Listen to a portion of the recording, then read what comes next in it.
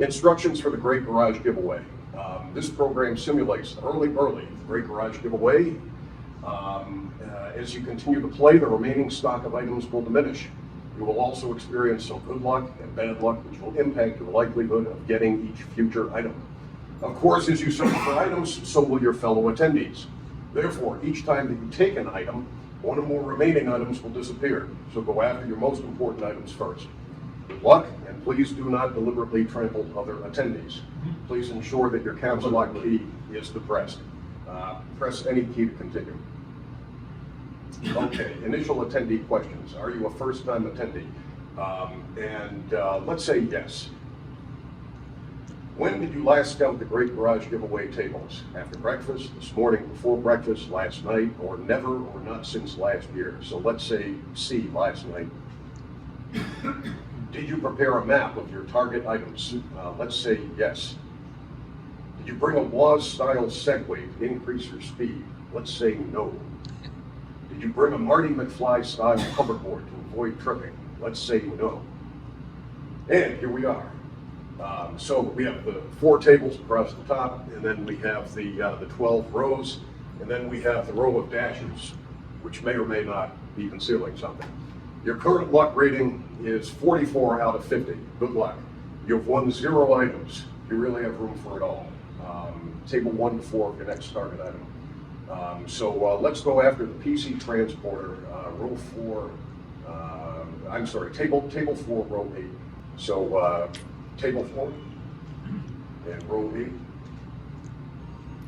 Congratulations, you won the PC transporter. And let's say that we want another item. Okay, and so now that shows empty, and there should be another empty somewhere. Table 3, row 6. Okay, and let's go after the CFFA 3000, table 3, row 9. So sorry, someone else got the CFFA 3000 before you did. So even when it's listed, you may not quite make it. If you want another item, yes.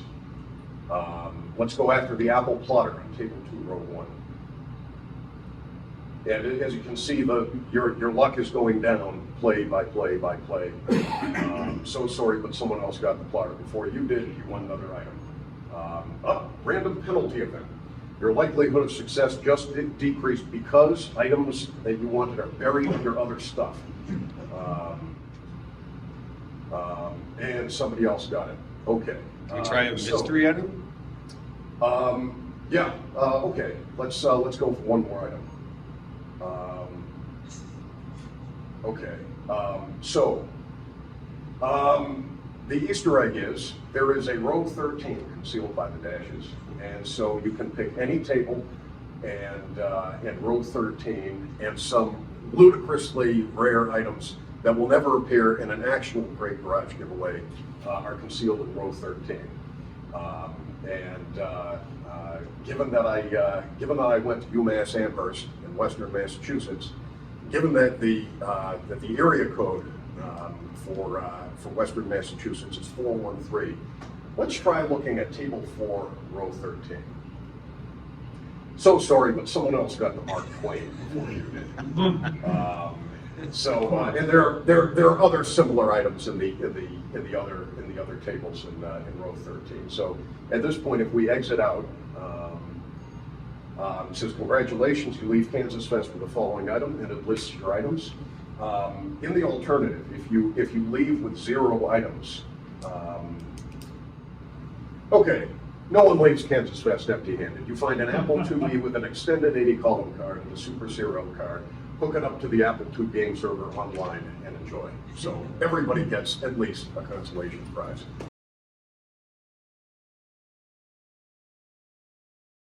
So now I have a new desk accessory, the Wordle solver. So now if we go back here and do another puzzle, and again, it's still guessing arrows because it's the same algorithm. I transplanted that algorithm into a new desk accessory. And it wants us to enter arrows. So let's enter that guess. And the puzzle came back and said, there's no A, there is an E, but it's not in the second position. There's no R, O, or S.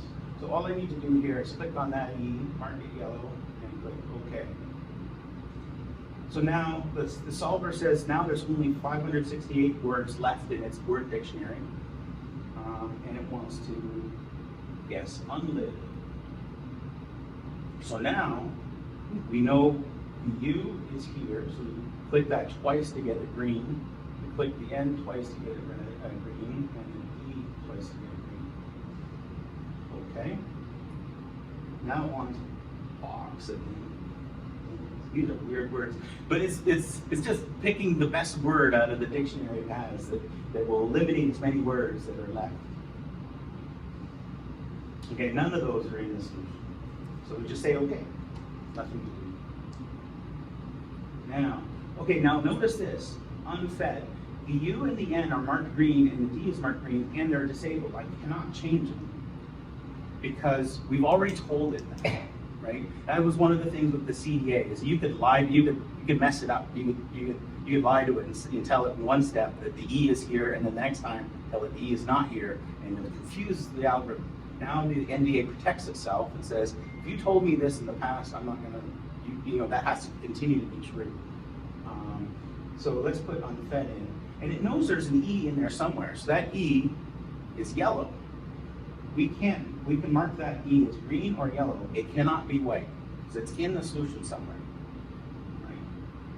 So again, it's trying to enforce the minimum. And unfed is the solution, so we just mark those as green and say okay, and it's solved.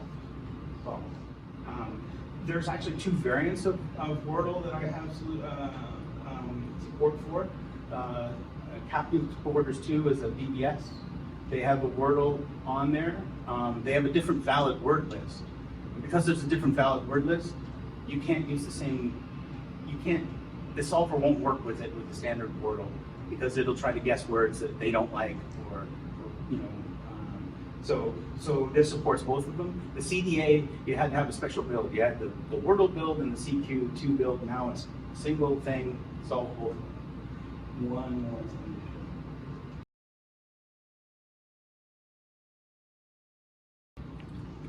My presentation was one based on necessity. I wanted to participate in the gaming yesterday, the marathon gaming, and I did not bring a joystick with me. So I had the 2C and everything, but no joystick, but I wanted to participate. So Sark had a joystick who gave it to me a few minutes before the start of the event, but said, I don't know if it works. I don't know anything about it, you know, good luck. And I said, okay, that's fine. During the setup, you know, we installed it and we were about to start. My computer was affected by CrowdStrike, and so I couldn't use anything for that. So I needed something reliable. So I chose the Apple II native mode, right, just in basic, to be able to test the joystick. Now we didn't have any diskettes yet, right? Cat was giving us diskettes, so we didn't have access to DOS or anything like that. So you had to be able to write something quickly in basic with nothing else on the machine to test and see what you're able to see.